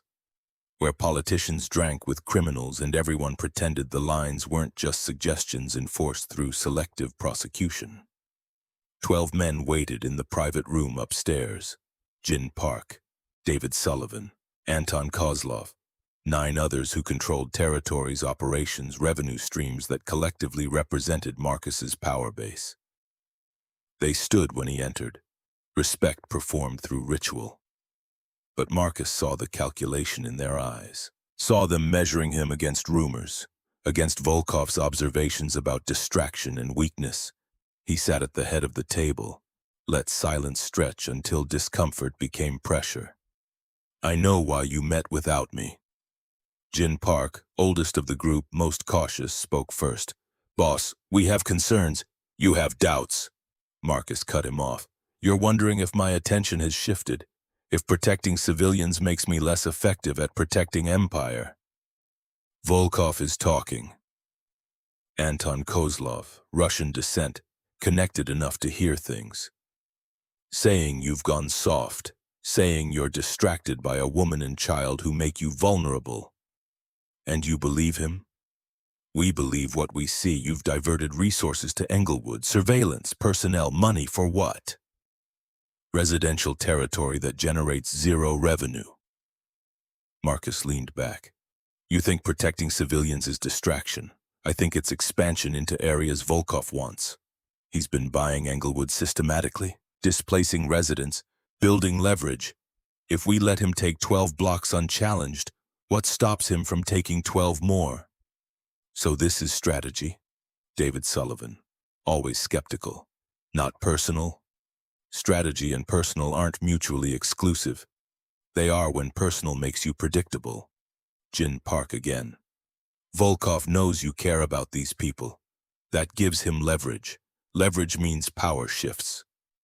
Marcus felt the room turning. Not rebellion yet, just the beginning stages, the careful testing of whether hierarchy could be renegotiated through collective pressure. Let me make something clear.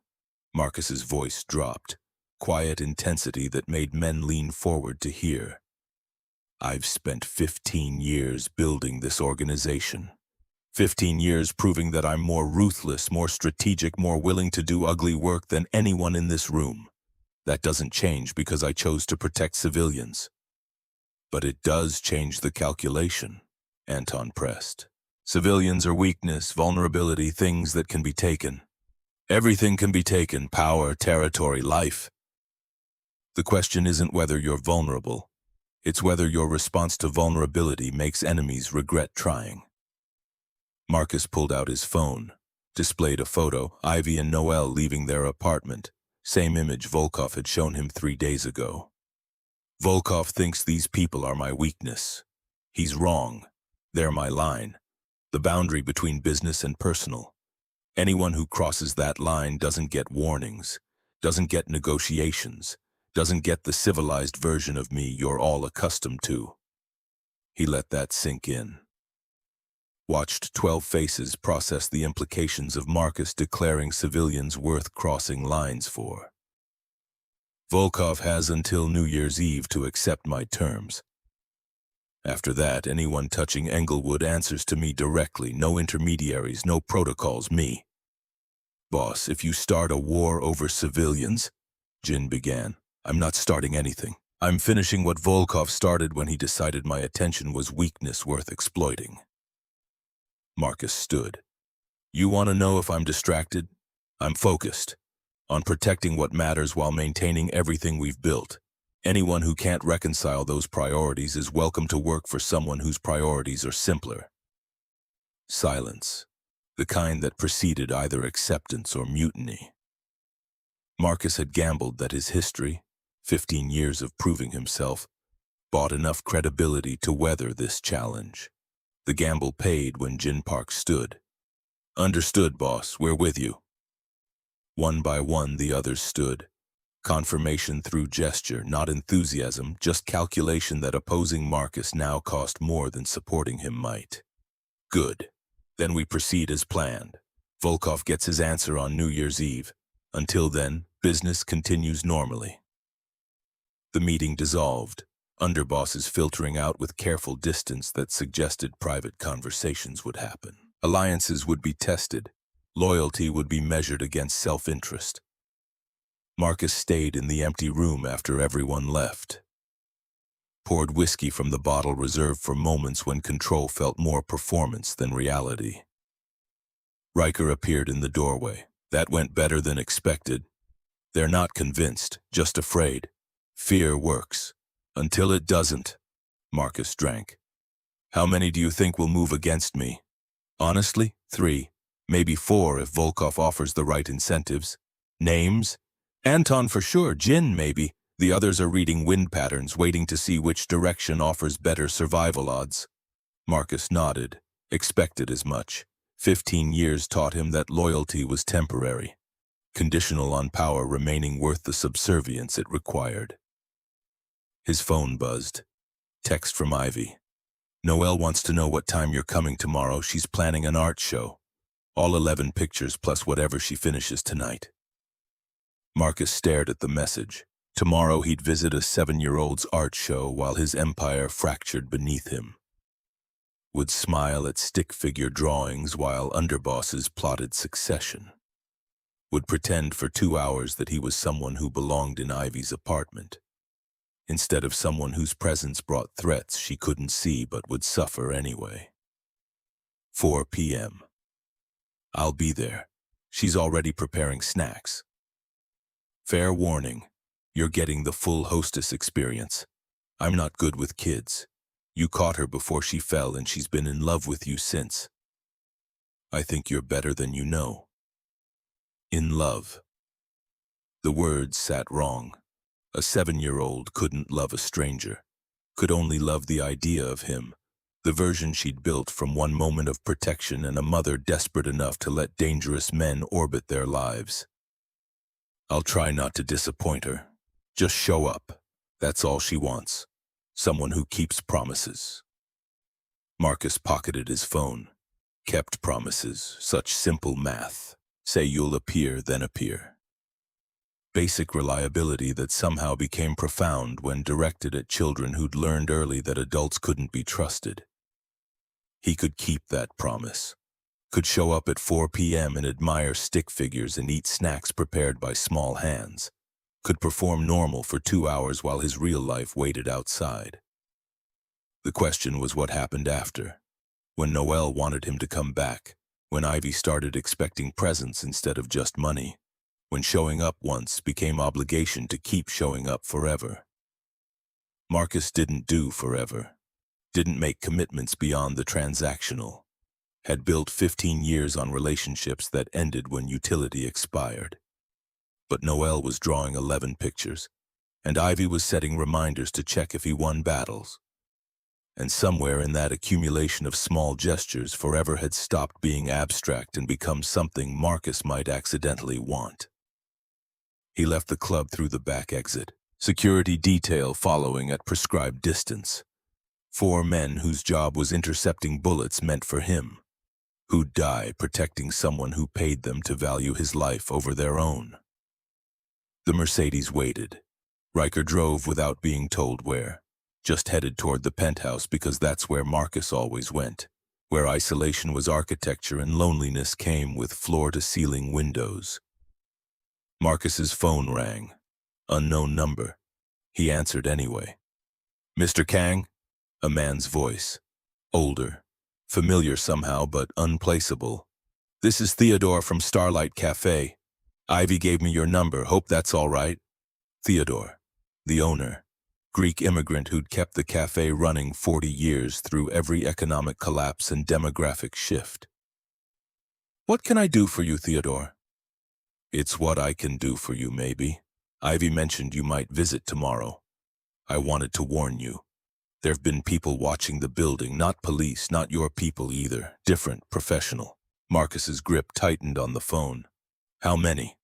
"3 I've noticed. Rotating shifts, plain clothes, but obvious to anyone who knows what to look for." Volkov. Positioning surveillance now that he knew Marcus cared. Confirming through observation what photos only suggested. "When did they start?" 2 days ago. Around when Ivy mentioned those cameras." So Volkov had responded to Marcus's protection with his own surveillance. Tit for tat. Escalation through presence. "Theodore, I need you to do something. Name it. Don't tell Ivy. She'll worry. Just keep watching. If those men approach the building, if they even look interested, call me immediately. Already planned on it. That girl's been through enough. Little one, too. They don't need whatever trouble you rich men bring to working folks." The observation landed like accusation. Theodore was right. Ivy and Noelle didn't need Marcus's trouble. Didn't need to become collateral in wars they didn't understand. But they had his trouble anyway. Because Marcus had caught a falling child and let himself feel human for 3 seconds. Because sentiment was beautiful, but empire required uglier foundation. And Marcus had just proven Volkov right by caring enough to be compromised. "Thank you for calling. Don't thank me. Just make sure whatever you're protecting them from doesn't end up being yourself." Theodore hung up. Left Marcus with wisdom wrapped in warning. The greatest threat to Ivy and Noelle might be Marcus's protection itself. The attention it drew, the vulnerabilities it created. The way caring became targeting in hands skilled enough to weaponize love. Marcus called Riker. "Volkov has surveillance on Ivy's building. 3 men, rotating shifts. Want me to move on them?" "No, that escalates. Just make sure our people are aware. If Volkov's men approach the building, intercept before contact. And tomorrow, when you visit? Standard security, nothing obvious. Boss, walking into a building Volkov's watching. I'm aware of the risk." "Are you? Because this feels like you're choosing them over operational security." Marcus didn't answer. Because Riker was right. Visiting tomorrow meant confirming everything Volkov suspected, meant showing himself at an address Volkov now associated with Marcus's vulnerability. But Marcus had promised Noel, had told Ivy he'd show up, and breaking that promise meant proving Theodore right, meant becoming the threat he claimed to protect against. 4 p.m. tomorrow, have the detail ready. The penthouse felt smaller than usual, like the walls had moved closer while Marcus was gone. He stood at the windows watching Chicago glitter below. Millions of people living lives that didn't require armed security and surveillance networks. Lives where caring didn't become ammunition. His phone buzzed one more time. Another text from Ivy. Noel fell asleep, making you a welcome sign. It says, "Welcome home, Marcus," with rainbow letters. Thought you should know you've been upgraded from visitor to family. Marcus read that message until the screen dimmed, then read it again. Welcome home. Like his penthouse wasn't home. Like home was wherever Ivy and Noel lived in their 4th-floor apartment with a welcome sign made by hands that still believed in rainbows. He wanted to text back that he didn't deserve family status. That home was a concept for people who belonged somewhere instead of just occupying space between conflicts. Instead, he sent, "Tell her I'm honored," because Noel believing he deserved welcome signs mattered more than Marcus's certainty that he didn't. Tomorrow at 4 p.m., Marcus would walk into a building under enemy surveillance, would look at 11 stick figure drawings and eat snacks prepared by a child who called him family.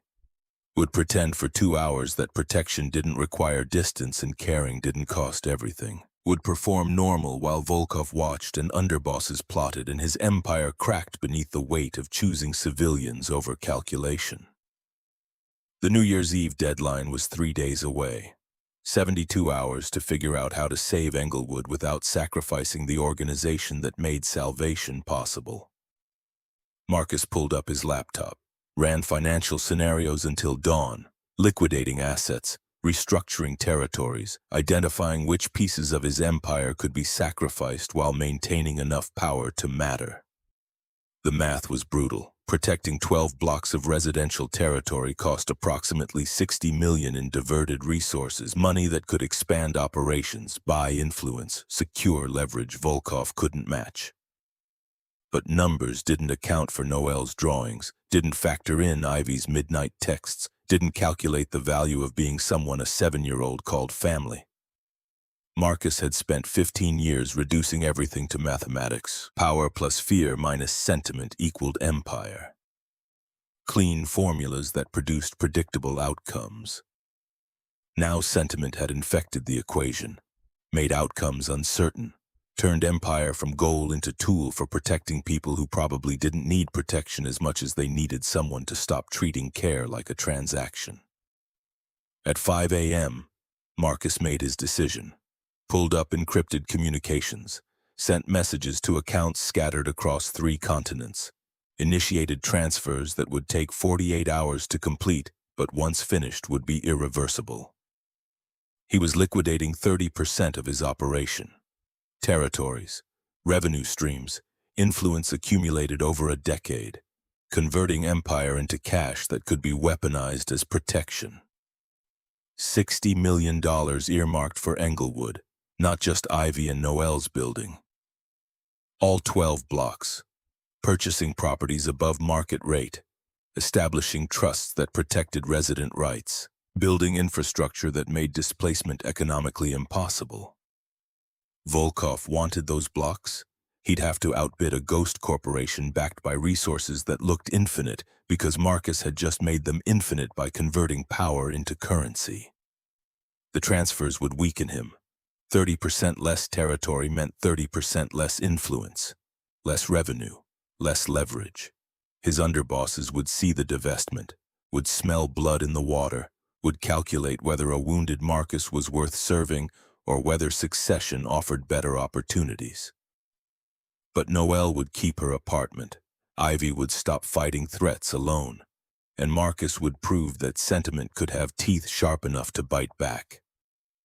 He finished the transfers at dawn, watched numbers move across screens, Empire converting to protection, power becoming promise that a 7-year-old could trust welcome signs to mean what they said. Riker appeared at 8 with coffee Marcus didn't drink and concern he didn't voice. "Boss, I just got alerts. Massive asset liquidation. Did you?" "I did. That's 30% of operations, maybe more. 42% when fully executed." Riker set down his coffee, slow, controlled, the careful movements of someone processing information they couldn't quite believe. "You're dismantling the organization. For civilians. I'm restructuring, shifting from expansion to consolidation." "Bullshit. You're burning Empire to protect a woman and kid you've known less than a week." Marcus met Riker's eyes, saw genuine confusion there. 12 years of service trying to reconcile the Marcus he knew with the one making decisions that looked insane from the outside. "Maybe. Boss, this is suicide. The underbosses will see weakness, Volkov will see opportunity, you're handing them ammunition. Then they better make their shots count, because after this I won't have resources to waste on Mercy." "What happens when they come? When Anton or Jin or whoever decides wounded prey is worth attacking?"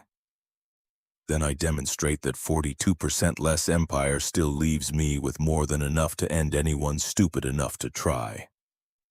Marcus stood, walked to the windows, Chicago waking up below. People heading to jobs where liquidating 42% of their net worth would mean catastrophe, where protection cost money they didn't have for threats they couldn't name. "I'm visiting the Brooks family at 4 p.m. Security detail stays back, nothing visible." "You're walking into an address Volkov's watching with reduced security after dismantling half your organization." Riker's voice climbed. "Marcus, this isn't strategy, this is suicide with extra steps. It's keeping a promise. Promises don't matter when you're dead." Marcus turned. "They're the only thing that matters. Everything else, Empire, power, the respect that comes from fear, it's all just mechanics. But promises to people who believe you're worth trusting? That's the difference between existing and living." Riker stared like Marcus had started speaking a language he didn't recognize. "Who are you?" "I'm still figuring that out." At 3:45 p.m., Marcus stood outside a building in Englewood he'd purchased 3 hours ago through the Ghost Corporation. Volkov's surveillance team watched from 2 parked cars half a block away. Obvious enough to be noticed. Intentional intimidation through presence. Marcus's own security waited 3 blocks over. Close enough to respond, far enough to maintain the illusion he'd come alone. He climbed stairs that smelled like cooking and struggling and the particular density of lives packed into spaces too small. 4th floor, door with a welcome sign exactly as Ivy described. Rainbow letters spelling home with enthusiastic imprecision. Marcus knocked, heard running feet. Noel's voice shouting, "He's here!" with joy that made Marcus's chest compress. The door opened. Noel stood there in a purple dress clearly chosen for the occasion. Hair in fresh braids tied with silver ribbons. Smile so bright Marcus had to look away. "Mr. Marcus, you came! You really came!" She grabbed his hand, pulled him inside with surprising strength for someone 70 pounds.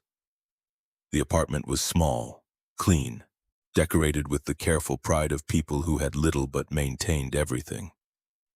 Ivy emerged from the kitchen, jeans and a sweater, hair down, looking less exhausted than usual but still carrying weight Marcus wanted to lift. "You showed up. I keep my promises." "Do you?" Something in her eyes suggested this was a test, that showing up was just first step in determining whether Marcus meant the things his actions implied. "Come see my art show." Noel dragged Marcus toward the living room, where 11 pictures were taped to the wall in careful rows. Stick figures in various scenarios, all featuring a tall man with something dark on his neck standing next to smaller figures. "This one is you saving me. This one is you meeting Mama. This one is you at my birthday party. That's in March, but I drew it anyway because I want you to come."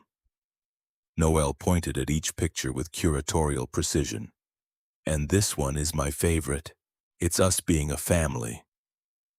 The last picture showed 4 figures, Noelle, Ivy, Marcus, and a smaller figure labeled Baby Sister Someday, all holding hands under a rainbow that touched both edges of the page.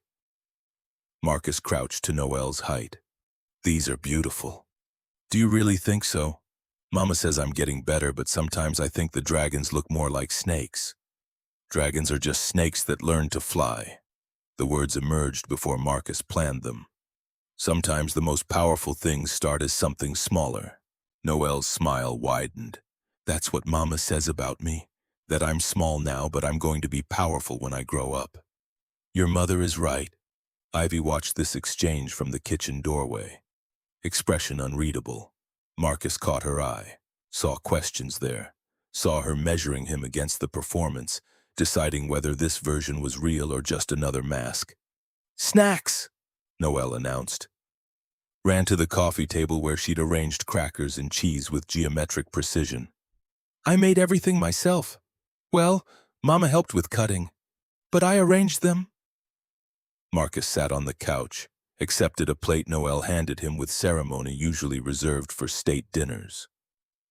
Ate crackers that tasted like hope and tried not to think about Volkov's surveillance team documenting this moment.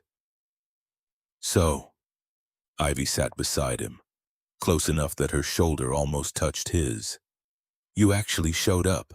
I'm impressed. You didn't think I would? I thought you'd find reasons not to. Important meetings. Business that couldn't wait. The 1,000 ways powerful men avoid accountability while maintaining plausible deniability. I'm here. You are. Ivy studied his face. Question is whether you're here because you want to be or because you felt obligated after making promises you regret. Marcus watched Noelle arrange her drawings into a new configuration. Completely absorbed, creating order from chaos with the confidence of someone who still believed the world made sense. I'm here because she made me a welcome sign, and I haven't been welcomed anywhere in 15 years. The admission surprised them both, raw truth that escaped through cracks in Marcus's control. Ivy's expression softened, something like understanding replacing suspicion. Then welcome home, Marcus.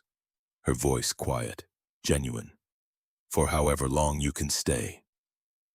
However long, the caveat made it real, acknowledged that Marcus's presence was temporary. Borrowed time stolen from the empire that owned him. But for 2 hours Marcus pretended otherwise, admired drawings, ate crackers. Listened to Noelle explain her elaborate plans for her birthday party that was still 3 months away. Let himself exist in the space between heartbeats where he wasn't a mafia boss protecting territory, but just a man who'd been welcomed home. At 6 p.m. his phone buzzed, text from Riker. Volkov's team moved closer. They're photographing the building entrance. Need to extract you. Marcus excused himself, stepped into the hallway, called Riker. I'm not extracting, let them photograph. Boss, this confirms everything Volkov suspects. Good, let him know I'm not hiding. Marcus returned to find Noelle showing Ivy a new drawing. This one showed Marcus with wings, actual wings sprouting from the dragon on his neck. Because you're a guardian angel dragon, Noelle explained when she saw him looking. You protect people, that's what angels do. Marcus's throat tightened. I'm not an angel. Mama says angels are just people who choose to help when they could choose to hurt, and you chose to help us. The theology was simplified, probably wrong by most religious standards, but coming from Noelle it felt more accurate than anything Marcus had heard in church the 3 times his mother dragged him before she died. I should go. Marcus stood. Thank you for the art show. Wait! Noelle ran to her folder. Pulled out all 11 pictures. These are for you, so you remember us when you're away being important? Marcus took the pictures, rolled them carefully. I couldn't possibly forget you. Promise? Promise. Noelle hugged him goodbye, quick but fierce. Come back soon, okay? We have more snacks. Ivy walked Marcus to the door. In the hallway, she spoke low enough that Noelle couldn't hear. She's going to keep asking for you. keep expecting you. And eventually you're going to stop showing up because whatever danger you're protecting us from catches up. Or you decide we're not worth the risk. Ivy's eyes held resignation that looked like experience. I just need to know, when you disappear, will it be because you had to, or because you wanted to? Marcus wanted to promise he'd never disappear. Wanted to swear that showing up today meant showing up always. But promises required honesty. And honesty meant admitting that Volkov's deadline was tomorrow, and after that, everything changed. I'm trying to build something where I don't have to disappear, where protection and presence can coexist. Are you winning? The question from Ivy's reminder, the one she'd set to ask on New Year's Day, whether Marcus had won the meeting, whether his dangers had resolved into victories. Ask me tomorrow night. I will. Noel's setting an alarm so we can watch the ball drop. Maybe you could watch with us? An invitation to New Year's Eve, to midnight countdowns and whatever rituals families performed when one year died and another began. Marcus had spent 15 years alone at midnight, watching cities celebrate through windows, marking time's passage with whiskey and the knowledge that every year just meant more empire to maintain. I'll try. Don't try. Either commit or don't. Noelle needs certainty more than she needs maybes. Ivy was right. Children deserved absolutes. Promises kept or honestly broken. Not the ambiguous middle where adults hid from accountability. I'll be here. Midnight. If I'm not, it's because circumstances made showing up impossible, not because I didn't want to. Ivy nodded. That's honest. I can work with honest. Marcus left, descended stairs while carrying 11 pictures and the weight of promises made to people who deserved better than what he could offer. Outside, Volkov's surveillance team photographed his exit, building the evidence that Marcus Kang had chosen civilians over discretion. That sentiment had made him visible. Marcus didn't hide, walked to his car at normal pace, let them document everything, because hiding implied shame. And Marcus felt many things about Ivy and Noelle, but shame wasn't among them. In the Mercedes, Riker handed him a tablet. Volkov sent this 20 minutes ago. A video, time-stamped 1 hour previous, showing Anton and Jin meeting with Volkov at the same restaurant where they'd plotted without Marcus 3 days ago. Audio included. Clear discussion of terms, territory percentages, revenue splits, the mathematics of empire redistribution after Marcus fell. They're planning succession. Riker's voice flat. Anton and Jin plus 4 others. 51% of your underboss is ready to flip the moment Volkov makes his move.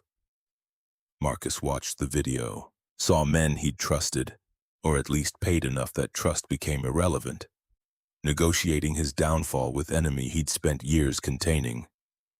When does Volkov move? Tomorrow, midnight, New Year's Eve. He's framing it as symbolic.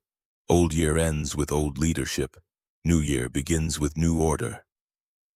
Midnight, when Marcus had promised to be at Ivy's apartment, watching ball drops with a 7-year-old who believed dragons could be angels. The timing wasn't coincidental. Volkov knew about the promise, knew Marcus would face a choice between protecting civilians and defending empire, had engineered the situation so Marcus couldn't do both. What's our position? Marcus asked. Honestly, bad. With 42% divested and 51% of underbosses ready to flip, we're looking at maybe 15% loyalists. That's not enough to hold territory against combined assault from Volkov and internal betrayal.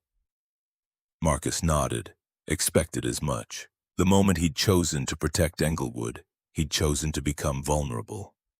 The question was whether vulnerability could be weaponized into something Volkov didn't anticipate.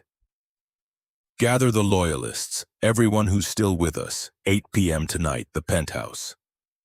Boss, that's only about 20 people. If we're consolidating for final stand, we're not consolidating, we're redistributing. Marcus pulled up his phone. I'm done building empire, time to build something that matters. At 8 p.m., 23 people stood in Marcus's penthouse. Not the full organization, just those who'd proven themselves over years of service, who'd bled for him, killed for him, chosen his leadership when better options existed. Riker, Dmitri, Key, 20 others whose loyalty wasn't performance but something closer to belief, that Marcus was worth following even when following meant walking into certain loss.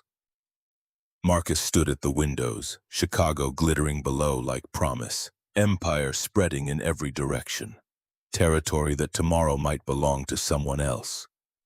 Volkov moves at midnight tomorrow.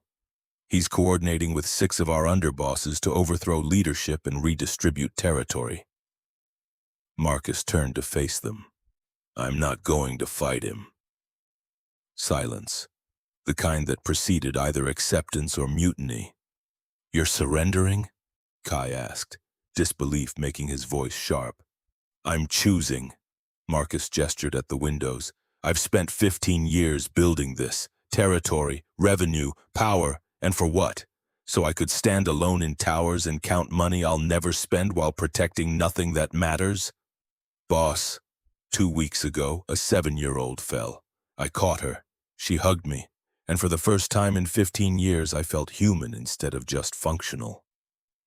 Marcus pulled out Noel's drawings, unrolled them, displayed stick figures that made Empire look hollow.